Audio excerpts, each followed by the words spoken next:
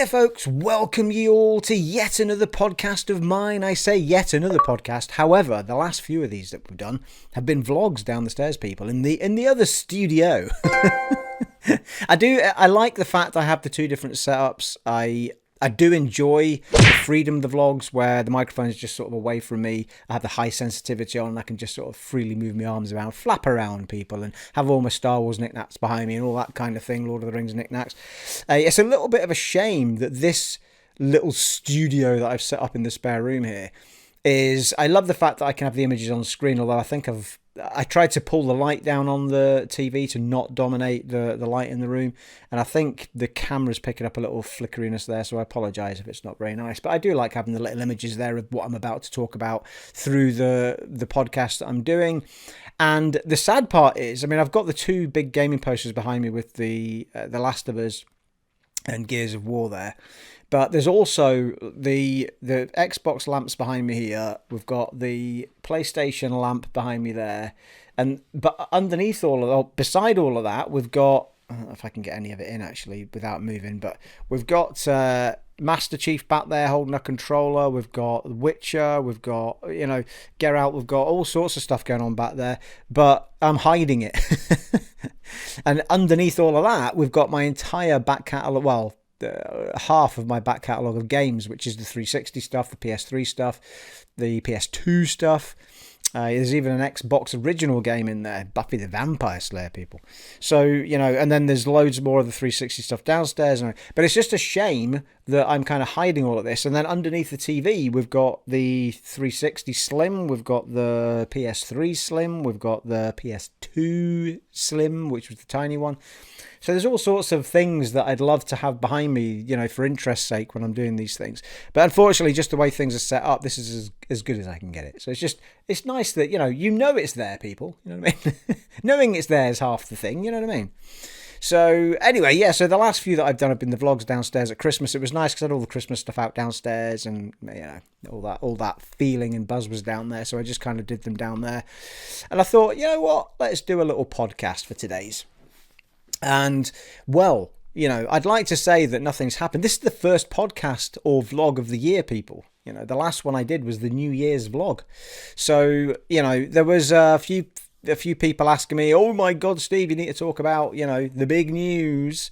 So, and that was a sort of last week, not this week gone, but the week before.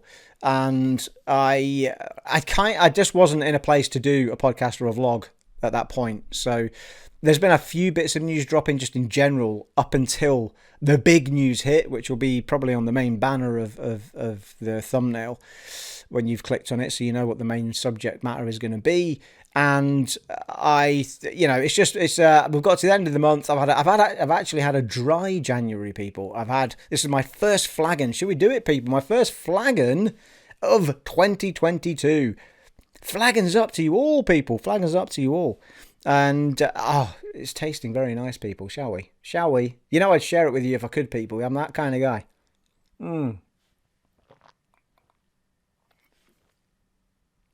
Ice cold as well. Ice cold.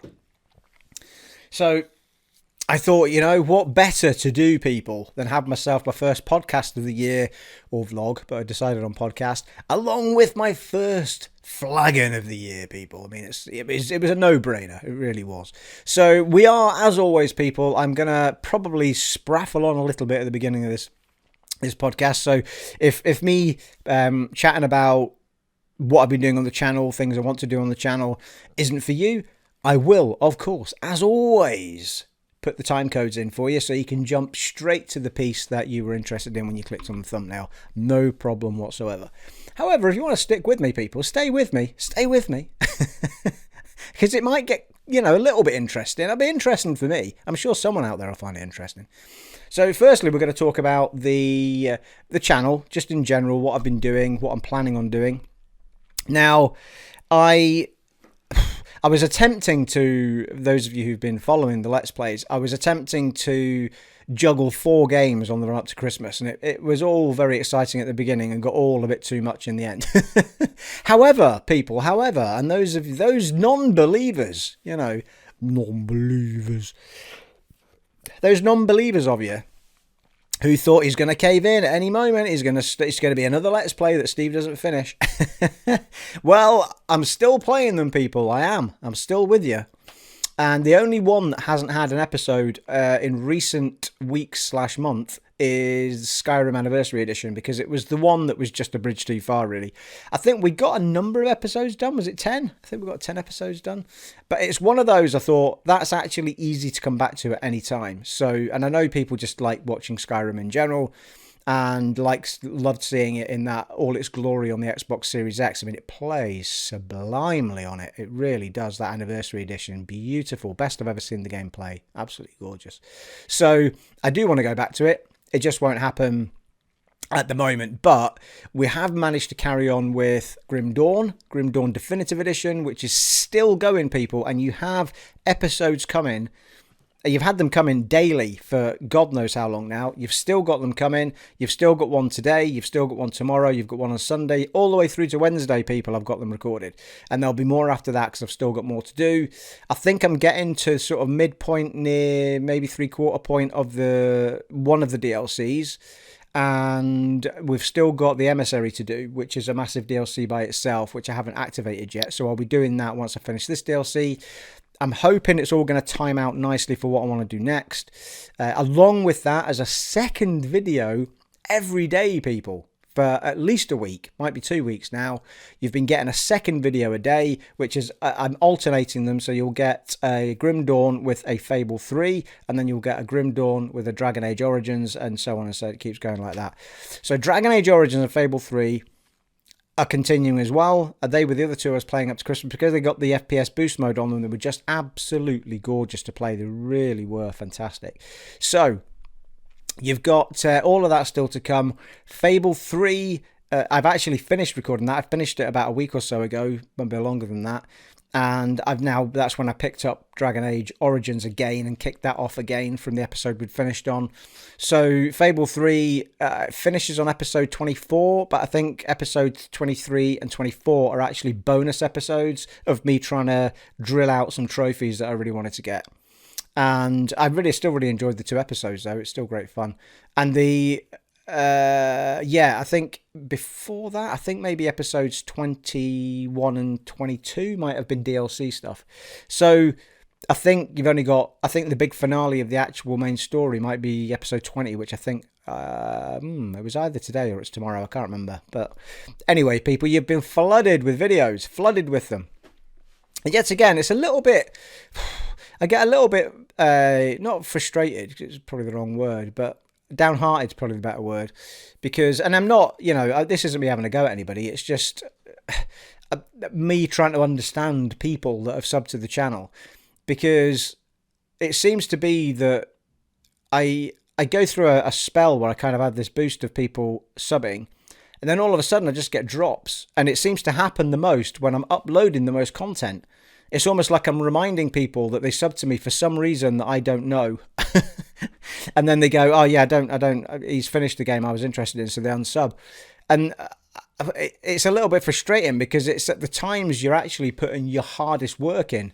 So I'm spending a lot of time putting content together, but then I see this deficit of falling numbers. So I don't know I don't know really what to do about it, because I don't want to change anything in what I'm doing really, because I'm enjoying it, and there are a lot of people out there enjoying it, clearly, because I get a lot of feedback from you guys. It could just be the games that I'm choosing, and the problem is it's not like I'm playing a quick story game where I can have it over in 7 hours and move on to the next game. It's all massive RPGs. So if I'm not playing one RPG out of the 3 that I'm playing that you like, then chances are you might get an unsub or whatever, but God bless all ye faithful that stick with me even if I'm not playing a game you like. But I do try and mix it up with very different RPGs, like Fable, Dragon Age Origins and Grim Dawn could not be further apart as RPGs, all 3 of them. So I have tried to cover my bases. I understand, of course, that it's not necessarily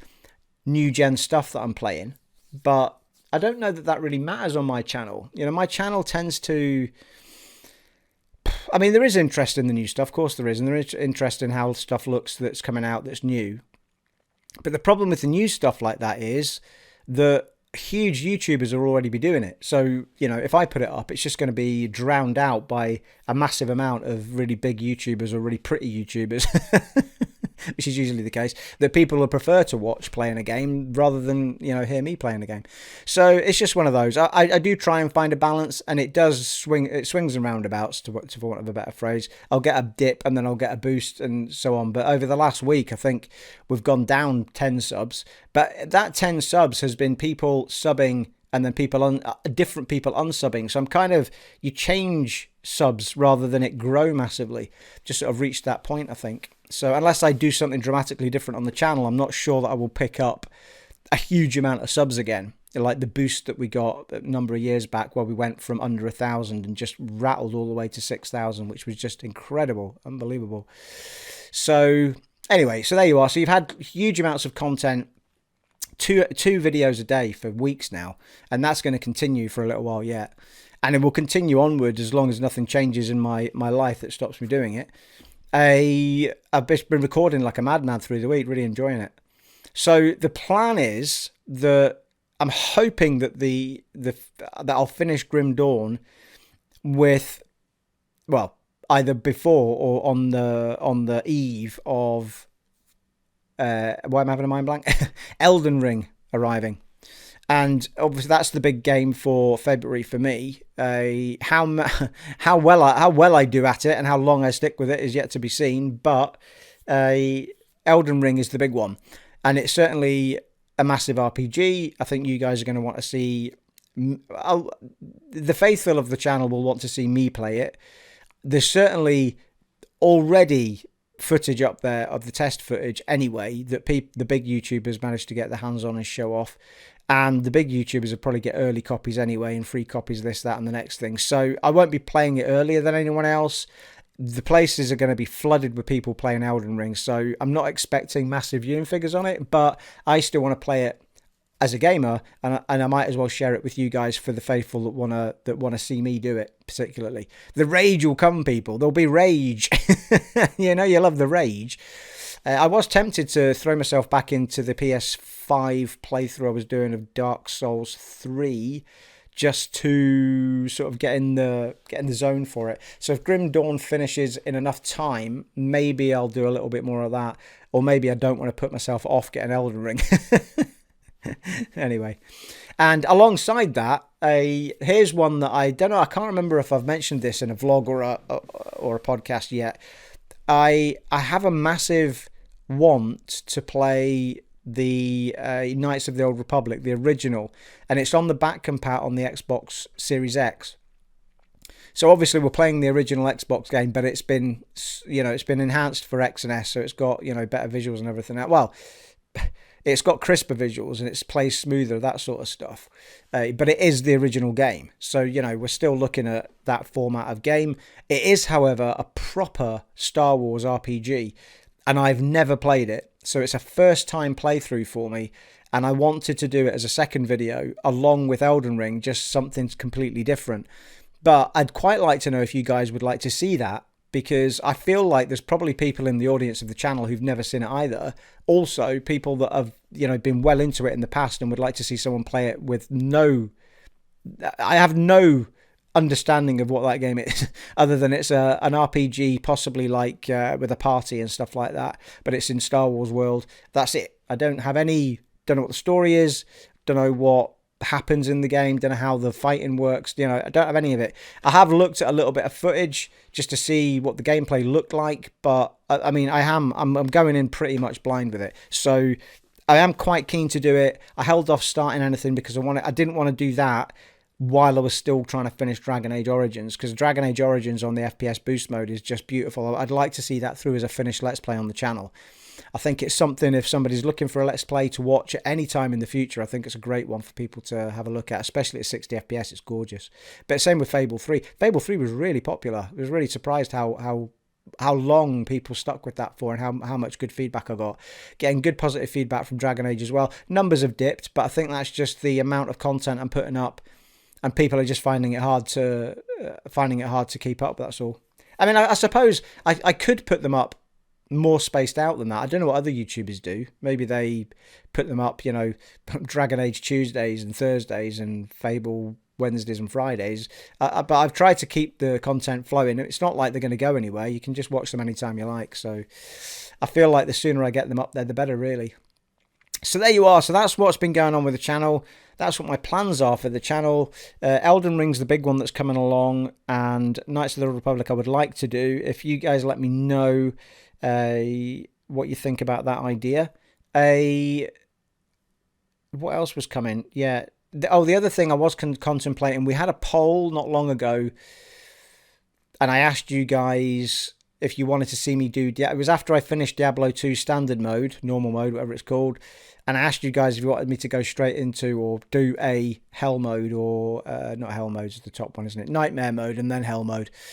I think the numbers were that you guys wanted to see me do it, so it's possible that might fly back into the mix if we're looking for a second lot of videos to throw up. I'm not going to be doing Horizon Forbidden West, which is out on the 18th. Oh, can't see people. I need my old man glasses. Hello, I can't see. Horizon Forbidden West is the 18th of February, and I'm not doing Dying Light 2, which is the 4th of February. I'm not saying I'm not doing them. Like, I might, as a gamer, at some point play those games, but I'm not interested in... The problem is Horizon Forbidden... I've talked about this before. I didn't get hooked into Horizon Zero Dawn.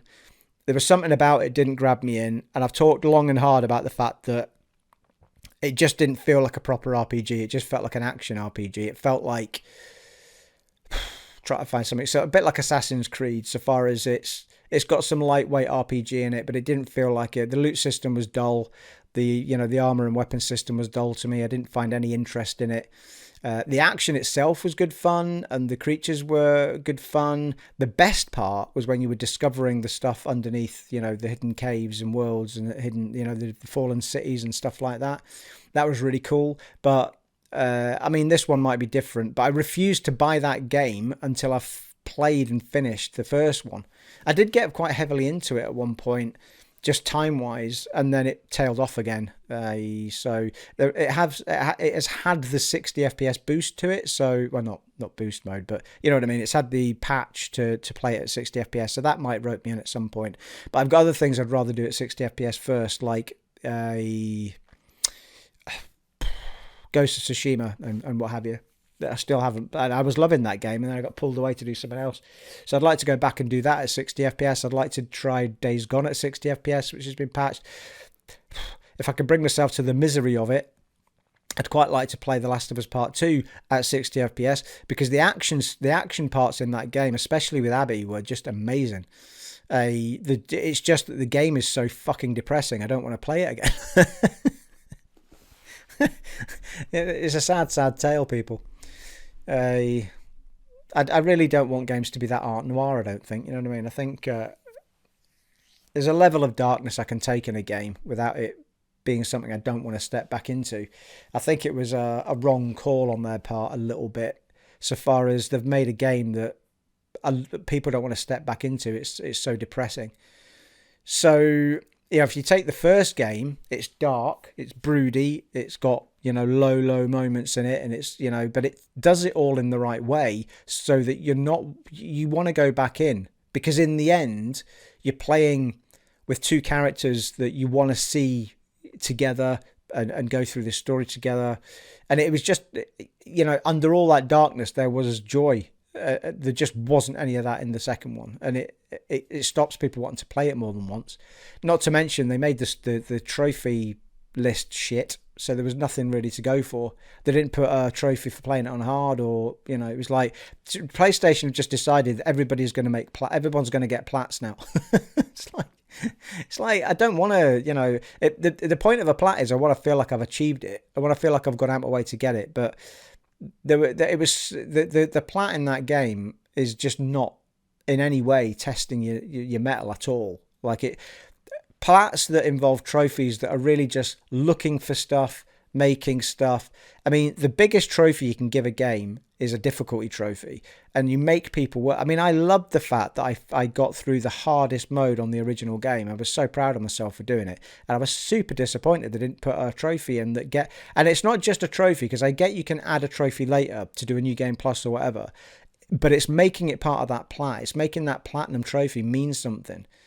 And it really takes the shine off it when you make the platinum easy to get on games. It's like, what's the point? If all you're doing is just working through a manual to see where stuff is, and there's no actual test your metal stuff in there, it's like, nah. Because you're giving that to, a casual gamer, as opposed to someone that's actually gone out their way to spend a lot of time with the game and earn something, So, I mean, there are games out there. If you want an easy plat, the more kiddish type games, I understand it with those. It's fine. But with something like The Last of Us, which is quite clearly a game for adults, then you want to be testing your metal to get a platinum, But anyway, just my point of view. So there you are. So I'm not going to be doing Horizon Forbidden West, and I'm not going to be doing Dying Light 2. It's funny. Dying Light, I didn't really get that into it. I tried it. Got fairly into it time-wise, and then it just didn't click. Whereas Dead Island, which I've still to finish, I keep meaning to go back and finishing it. I played it from the beginning again, because it was a game I'd never finished when it hit the back compat, and got its, it just plays beautifully. It's like 60 FPS jobbers now, and it's absolutely beautiful to play. And I was right into it, and got pulled away again to play something else for the channel. But Christ's sake, can't get me names of games right, people.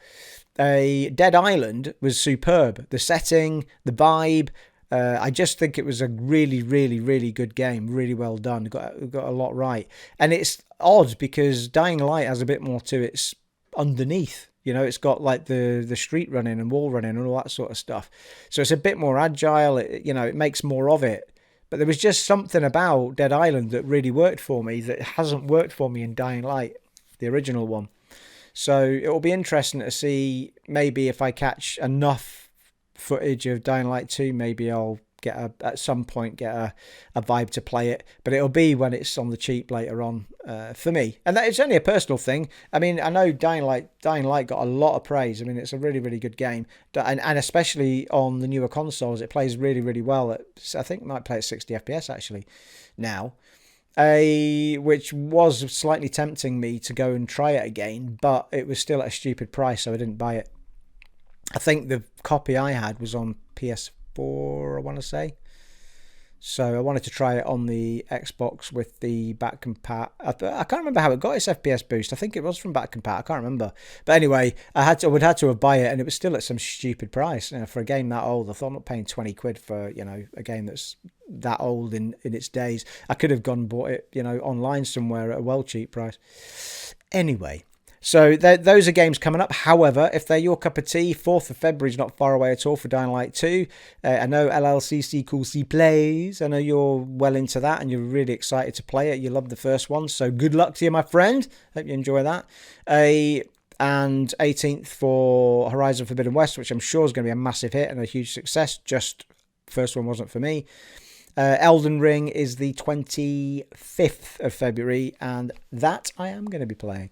Funnily enough, I've picked the hardest, most raging of the games that are coming in this month. It's going to be some year for games people this year. All the delayed ones will be coming out, all the new ones anyway. I mean, I think delays will become fewer and fewer as life gets back to normal as well, so I think we're going to get a huge amount of games this year. It's going to be a big year of gaming. I've no idea how long I've been talking for, people, but we've not even got to our main topic yet. And there was stuff after that as well, which I wanted to talk about. But let's crack into the main subject, shall we? Let's crack into Microsoft buying Activision-Blizzrd. I'm going to have a sip of this before I get going. The flagging's up to you once again, people. So, here's the thing, right? So I've not done a video at all on holy shit they've bought Activision-Blizzrd. Mainly because there were so many people doing it anyway, and I thought I'll talk about it when I finally get to do, you know, a proper podcast and about just when it fit in with my schedule. And I didn't see any reason to rush out and talk about it at the time because, you know, who wants my opinion when there's 25,000 other people doing it that are bigger than I am, people. But I'm sure you guys wanted to see it. But, you know, anyway, you know what I mean. So here we are. So we're talking a week and, well, it's almost exactly a week. About a week and a bit ago, wasn't it? Because I think it was around the Wednesday of the week before or something like that. It all just hit the headlines that Microsoft had, or are buying, let's just make that clear, are buying Activision-Blizzard for a price, just a measly little price of $67.8 billion. Pocket change, people, eh? Imagine having that much money. $67.8 billion. I mean, it's incomprehensible amounts of money. And I think my original reaction was, holy shit, Jesus. Like, nobody saw it coming. There was no rumours of it happening. I think the only hint that anyone might have had, although I've still not heard anyone say that they had an inkling of it, is that there was a lot of issues. We're all well aware by now, I think, of the issues at Activision-Blizzard, the sort of toxic working environments that have been talked about, and sort of sexist type stuff going on and all that malarkey, which I'm not going to go into massive in-depth things with here. But I think from that all happening, if they weren't already, I think there was already a want for the people that own that company to sell that company. And so it was a company ripe for picking because they wanted to sell. Now, the headline on this video is going to be why it's a great thing that Microsoft have bought them. And here's why, right?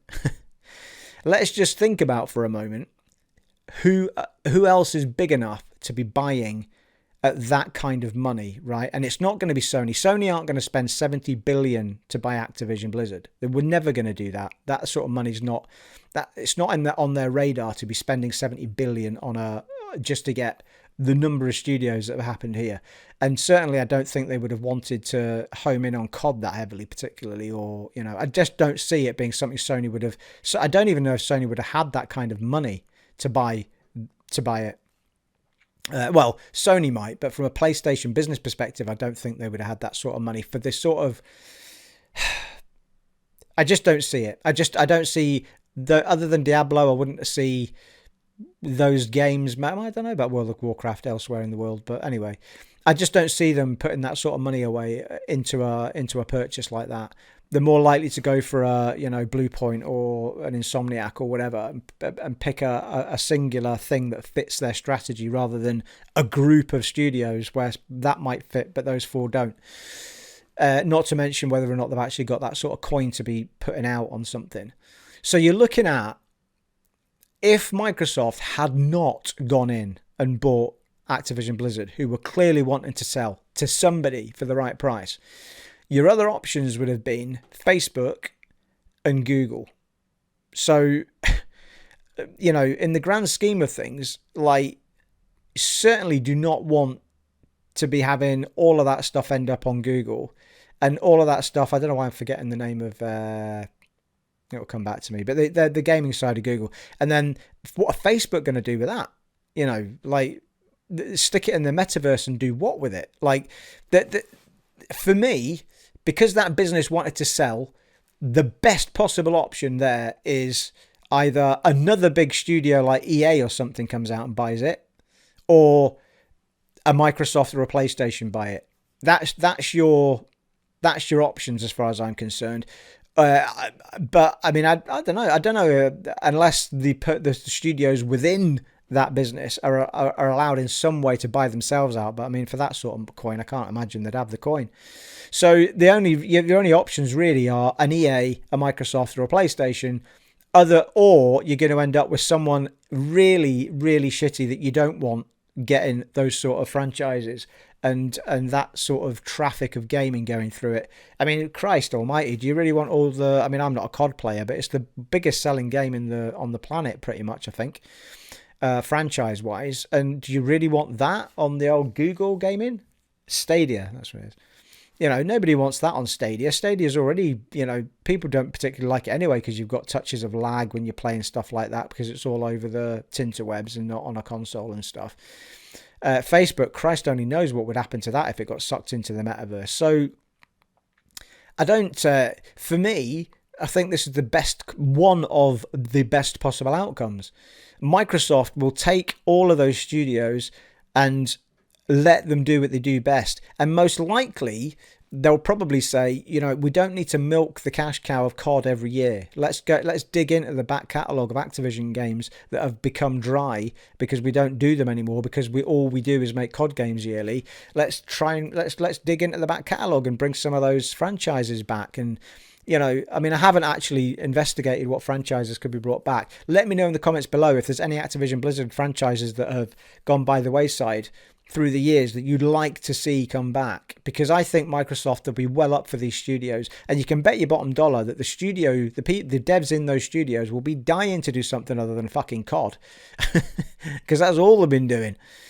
So, that's me talking about Treyarch and the others I'm going to forget the names of, but so I'm kind of the main reason I'm delighted is because it's at least it's a company that is absolutely, without any shadow of a doubt, committed to gaming for many, many years and decades to come. And you can tell that they are because they're spending this kind of money. You knew that when they bought Bethesda. When they bought Bethesda, you knew, fuck me, right, they're in for the long run now. We're not going to have another Xbox One launch. Those days are gone. This is Microsoft's vision. They're going to be the heavy hitters in the gaming industry, and this is how they're going to achieve it. And all of this adds to Gamepass, which is still, it's already the best thing in gaming as far as I'm concerned, Gamepass. I don't think in this podcast I'm going to get into what PlayStation may or may not be doing. Well, maybe we will. We've got some PlayStation stuff to talk about. But there's already large murmurs about PlayStation doing backwards compatibility stuff out of the blue. We're going to get backwards compatibility on PlayStation because there's been all sorts of weird things happening on the shop interfaces where PS4 games have suddenly been shown as PS3s. Trophy listings have been odd and off all of a sudden and then fixed. So all sorts of little things happening that are and Mark Cerny, I think that might have been on my notes actually, but Mark Cerny himself actually filed a copyright for some form of backward compatibility on PlayStation. So, those sort of things have happened before and nothing's really come of it, but it sounds like they are, in all intents and purposes, they've already said that there's going to be a form of Game Pass coming, a similar type of thing, and with 3 tiers, it seems like. Where you're going to get one basic one that gets the monthly games, and then you get the second one which has got all of the games that are on their version of it, and then you get the third tier which has got PS Now and all that stuff on it. So it'll be interesting just to see how they come out hitting with that, because it needs to be as good as the Xbox One or there's really no point. But in the end though, it would just be nice to know I've got all my PS3 games set behind me and a massive amount of PS2 games behind me. It'd be nice to be able to just play those natively on whatever you're on, If they come up with some way of throwing a disc in and it just worked like they did with Xbox, well, you throw the disc into the Xbox, it downloads the game because it knows you've got a copy. So it downloads the version that is playable. That's fine, do the same thing if you can, or make it play off the disc, whichever. So anyway, it's going to be very interesting to see. But for me, digress there a bit, but for me, I couldn't have asked for a better outcome to what is happening with the sale of Activision-Blizzard, because Microsoft will nurture, and the way they're running their studios is great. They kind of say, right, we want you to do what you do best and what you love doing. So we're going to stand back. We're going to give you the resources. We're going to give you the money to do it. Get on and make a great game. And, other than just making sure that they've got all their areas filled of different types of game and stuff, I think they're just going to let the studios do what's going to make the studios happy. And as long as they think that will make us a coin, they're more than happy to do it. So I think they're going to take those studios, going to nurture them. Without any shadow of a doubt, they're going to clear out the top brass of those companies and make sure they're getting run in the fashion that it deserves, and get rid of all this toxicity thing that's been going on. So I think there'll be a right freshen up there, because Microsoft will not want any of that in there anywhere near them, because they're not going to get sued for God knows what will happen with all the court things that are going on at the minute and disagreements and stuff. But Microsoft will get all that sorted out without any shadow of a doubt. So I'm super happy. So that's literally why the title of that thumbnail is why it's a great thing. I might even have changed the thumbnail to say why it's the best thing, because for me, the best thing has happened. That one way or the other, Activision-Blizzrd was getting sold. Make no doubt about it, people. They had decided they were selling that company. And one of the answers was going to be, well, there was only a number of people ever going to buy it. And we've ended up with one of the best ones buying it. So you can spin that any way you want. If you're a PlayStation player like I am, I play on both sets of console. If you're a PlayStation player that plays a lot of COD, obviously it's disappointing, because without any shadow of a doubt, the new COD campaigns and stuff aren't going to come to PlayStation.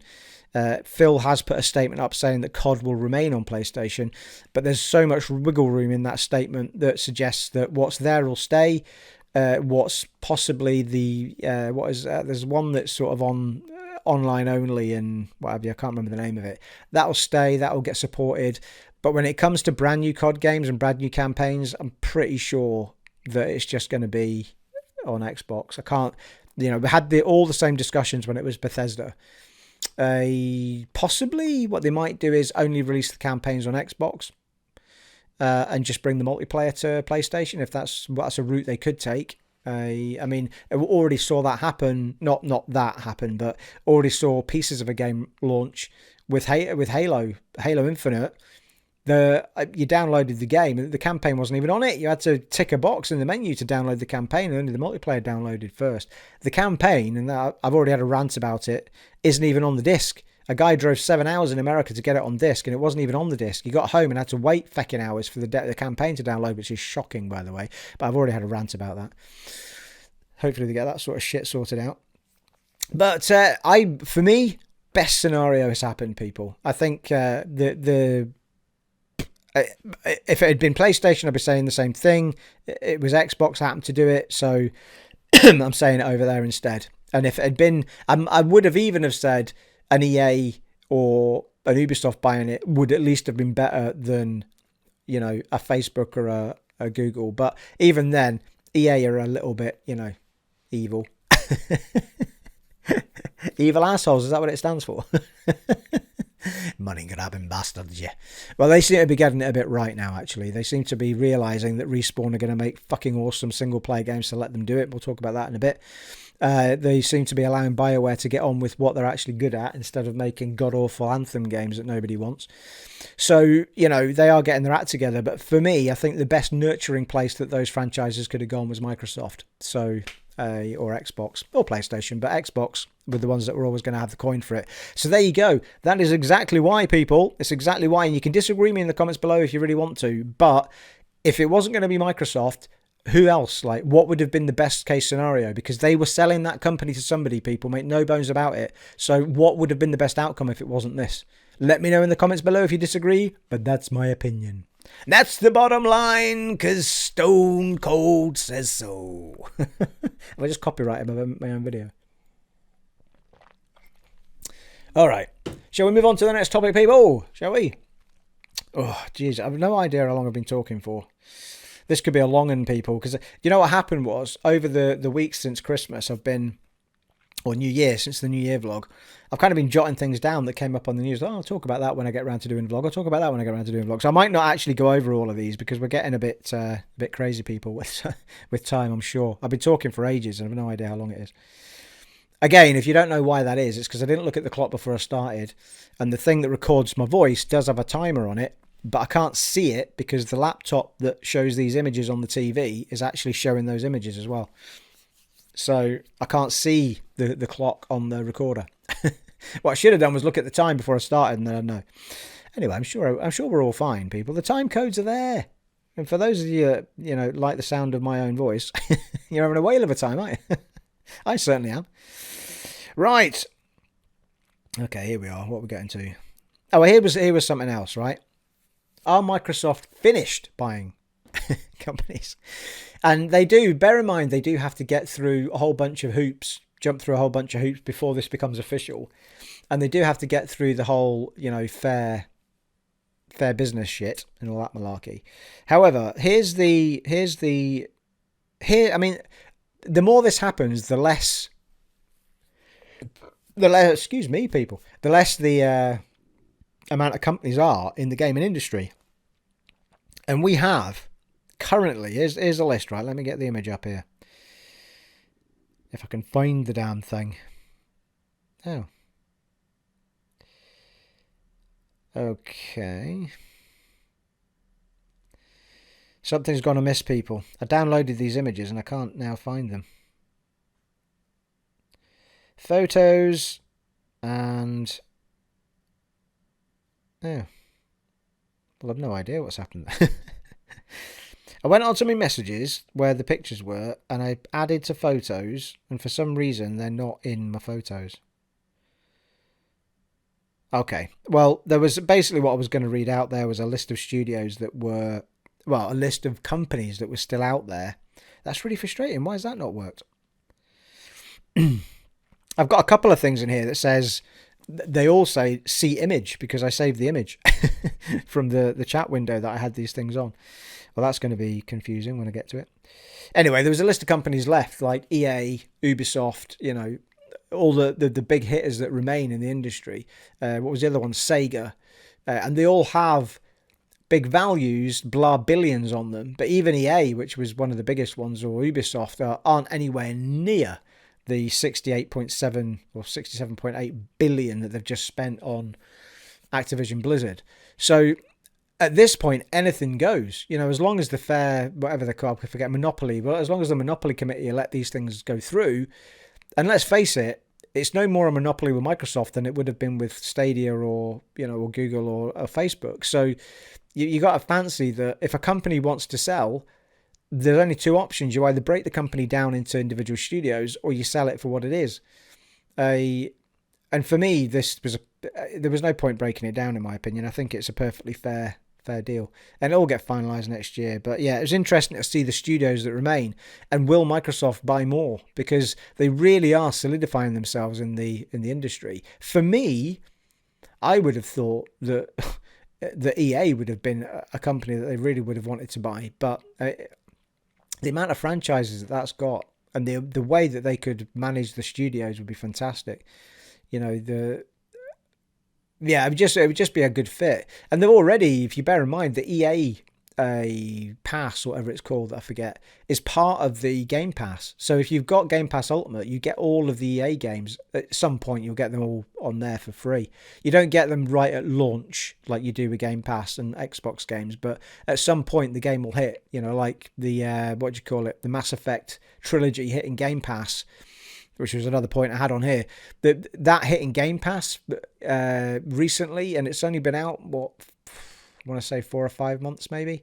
So, at some point, the games will hit the EA Play, I think it's called. So there you go. What else do we have, people? Will Microsoft buy any more studios? Come on, let me know in the comments below. What do you think?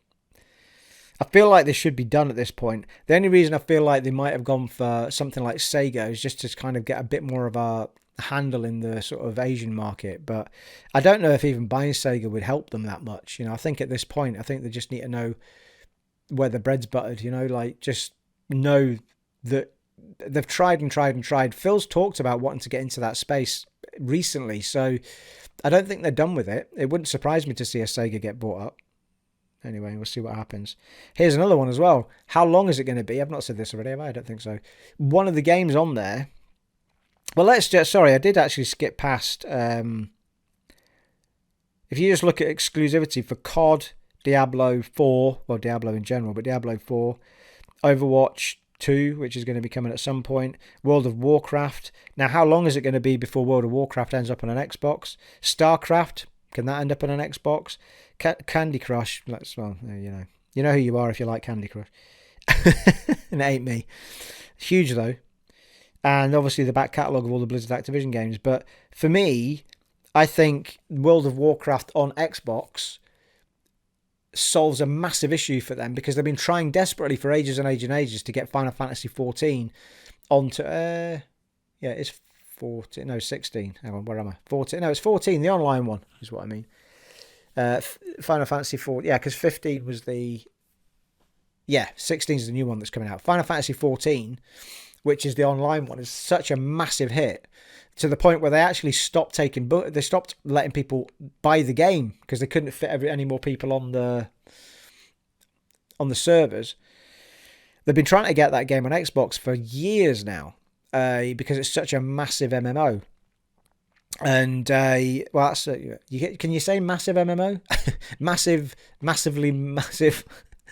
You know what I meant. I think this World of Warcraft going onto Xbox would be their solution to not having a big MMO of their own, or a big MMO like that they can have on their systems. And, they wouldn't have to keep chasing that ghost anymore, because you get World of Warcraft onto Xbox consoles. Certainly the new gen ones, more than capable of coping with it.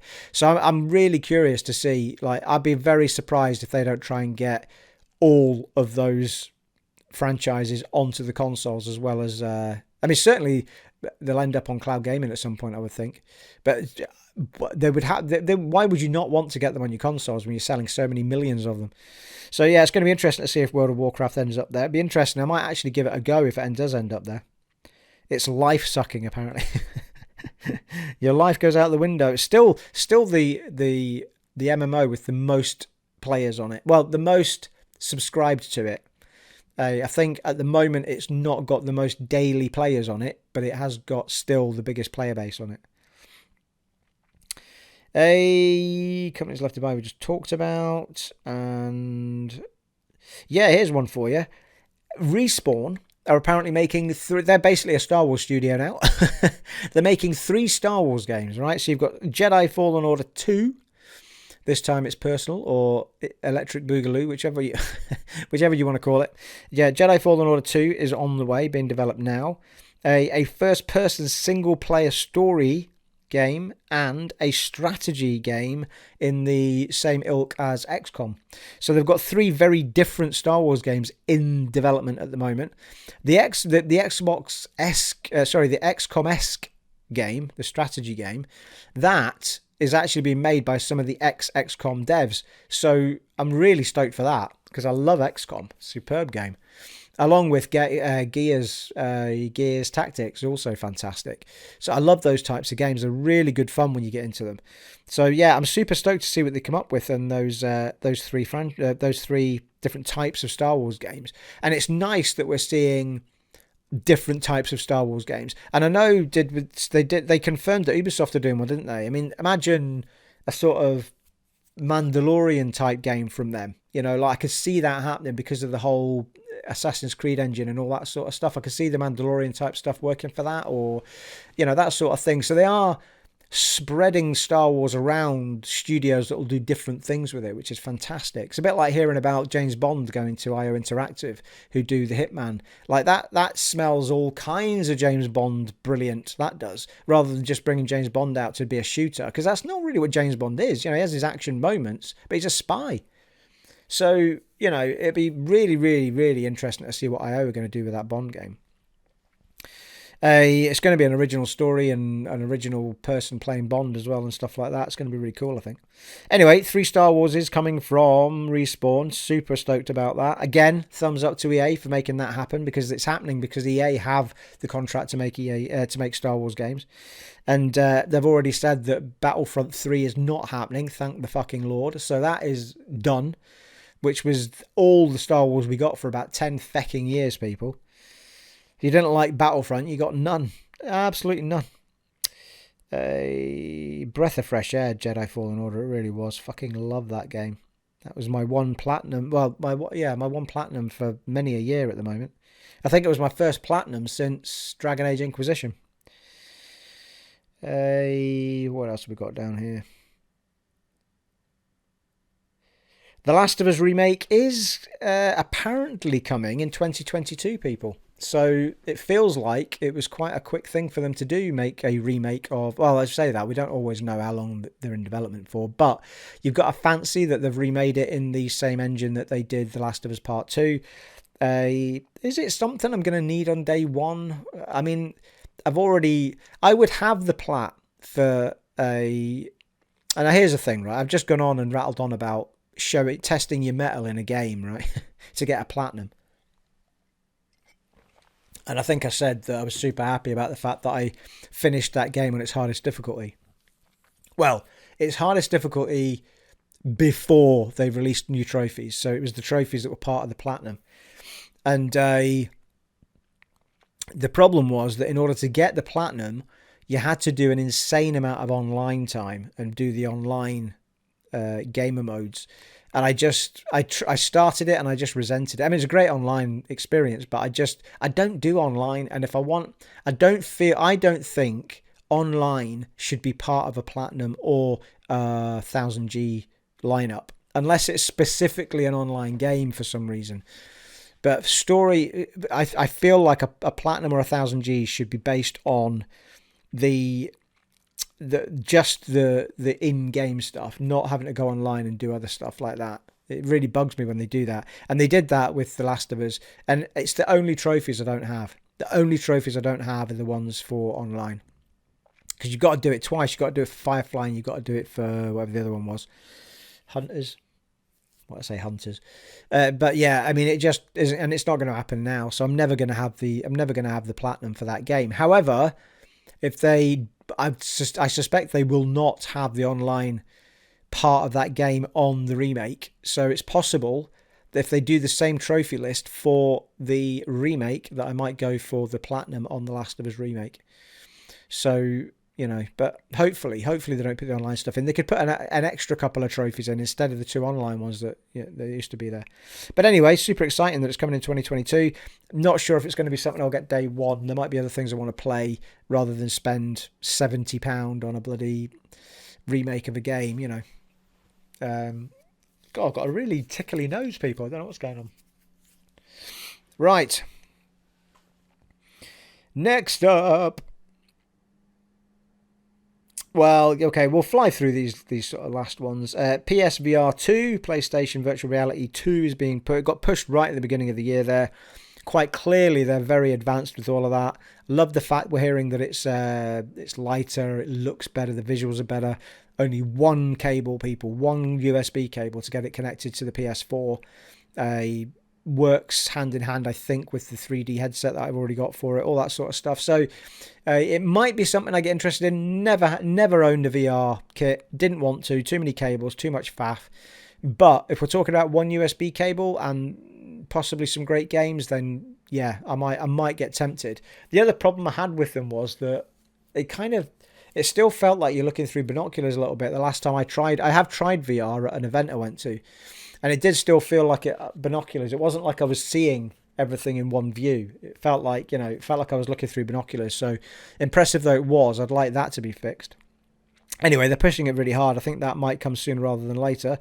Gamepass we talked about it earlier. Mass Effect Trilogy remastered is now available on Gamepass. So if you've got Gamepass and you didn't realise, get that downloaded. Quite coolly, by the way, you can download, when you download it, it looks really small. It's about 20 gig or something, or 26 gig maybe. But when you start it up, it's only got the first game on there, and then it gives you the option to download the other 2 in the menu, sort of in the background, which is really cool because you're not going to play all 3 at once. So if you just wanted to play the first one and the others are downloading while you're playing, you can do that, or just not bother wasting room until you're ready to play the others. So it's quite cool. I like that idea. It's just a little bit frustrating when you think you've downloaded it, so you're not aware. You think it's ready for you finishing work and going to play it, and then you suddenly... Well, to be fair, though, you can play the first one. But if you were someone that wanted to go straight to the second one, because that's your favourite, it's not my favourite, but if it's your favourite, it would be a bit frustrating. You'd have to then tell it to download the second game. On Xbox, anyway. I think PS5 just downloaded it all as a one-off from what I remember he was telling me, my son. And also the Hitman Trilogy hit on the 20th of January as well, so that's there if you want to download that and play it. PlayStation Backward Compatibility we talked about already. And last but not least, people, Valve have said that the Steam Deck is on track for shipping end of February.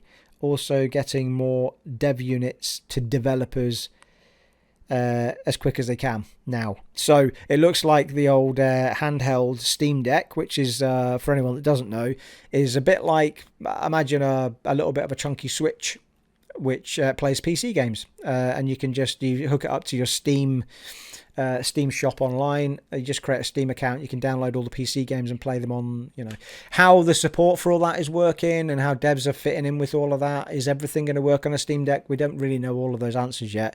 But it's fantastic. I think it's a great. If anything gets me into the world of PC gaming, it'll probably be a Steam Deck, I would think. But I'm not overly sure that I'll ever go into the realm of PC. I just feel like it's a bit too much work. Like I already have 2 consoles, people. Where am I going to get time to PC game? But great news nonetheless. I think it's fantastic. Fantastic news. Well, there you are. I think we covered everything there, people. And I feel like it's quite a long vlog. But maybe it's not. Maybe it's just an hour.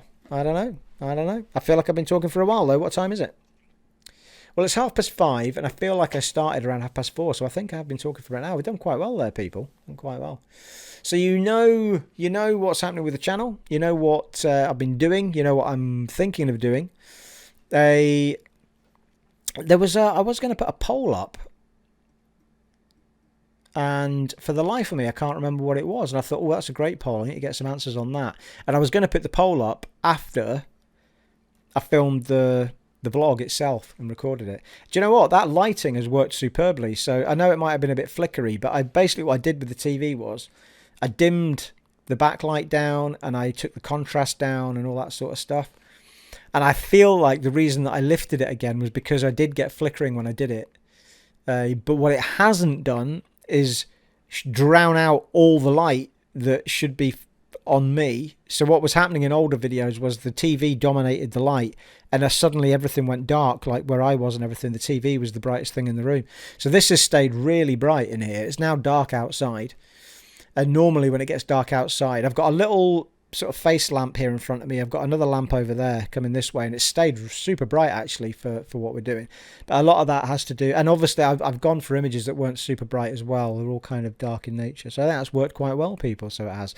If I remember what the poll was, I shall throw it up and ask you a question while I'm editing all this together.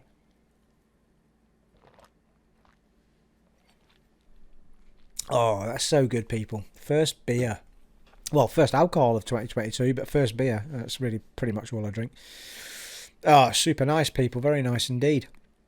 It's really bugging me what that poll was going to be. Because I thought, I might put that up now. Oh, it'll come back to me. It'll come back to me when I'm editing, which will be really annoying. But once you know what the poll is, people, just go on to the community bit and look for the poll and give me your answer. Because it's something I needed to know, people. I really, really did. Super. I'm sure it's about one of these things as well that we've talked about. But anyway, look at that, people. We're on Grim Dawn. Once you're up to date with it, you're going to be on part 63. So I've recorded 63 parts of Grim Dawn. I've got to be on about 75 hours or so, I think, or thereabouts. It's a lot of time in that game, people, but still enjoying it. I feel I've got to a point, though, now with it. I'm still enjoying seeing the areas through, and I love certain areas I step into. I think, this area is so cool. I love the way they've done it. And it's usually like mines or little underground towns, or, like something will just go, nice. There's other areas that are like, they've just made that super fucking awkward on purpose. You know what I mean? You look at the little radio map, it's like, how the fuck do you navigate that? Especially when a boss comes at you. But I have got to a point with it where the drops have become kind of unexciting now. Like, it's so rare that I get an exciting drop.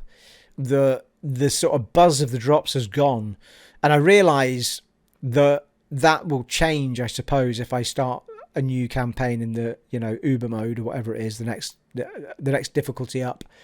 you'll get better kit dropping. But I've still got a third of this DLC to do, and I've got a whole other DLC to do. So I'm kind of thinking like it would be nice. I've not had one legendary weapon drop that is for my style of character, and I've had two legendary pieces of armor, both of which I'm wearing, which is great. And I know that the legendaries are supposed to be super rare, but I would have thought when you've finished the entire game's campaign in general and you're now onto the DLC, I would have thought, and I hit level 50 well before I finished the game. I'm sure I did, before I finished the main story. And I only got a legendary armor drop when I finished, I think. I think one of those dropped for doing the game. Something like that anyway. But you would have thought, though, at some point there would have been either a really fucking good epic weapon or a really fucking good legendary weapon to drop for my character type at some point in that playthrough. And it's a little bit frustrating, like, you know what I mean? Because it's, at the moment, I'm still using a rifle, which is a rare and not an epic or a legendary, because I've never had a legendary. And I've had a green rifle for fucking ages. Like, I'd really like to be on a blue at least. My two guns are both blue epics. But they're not, like, I'm seeing green ones drop that are a teeny bit better, but I refuse to take them off because I just want my cool blue ones on. You know what I mean? They're doing lots of damage anyway, but I just feel like there's enough wiggle room in the loot process in that game to be dropping me a couple of exciting drops through the space of time where I've not seen any. It's been a lot, and new areas and new DLC and stuff. So I don't know what the mechanic is that's making those decisions, but something is telling it not to give me anything particularly exciting at this point in time. But it could well be that it wants to push you into the next difficulty and play it again. It is what it is with these games. It was the same with Diablo. People kept telling me with Diablo 2, you need to play the next level up to get the really cool shit, and so maybe that's just what it is. But still loving the game though. Fantastic game. If you've not played it and you love that Diablo style game, Grim Dawn, for me, Grim Dawn is way better than Diablo 3 and 2. Like, my opinion. Way better, more interesting, bigger, more environment types. The only thing it's missing is voice acting for all the characters, but you get that coming from a smaller studio. That's fine.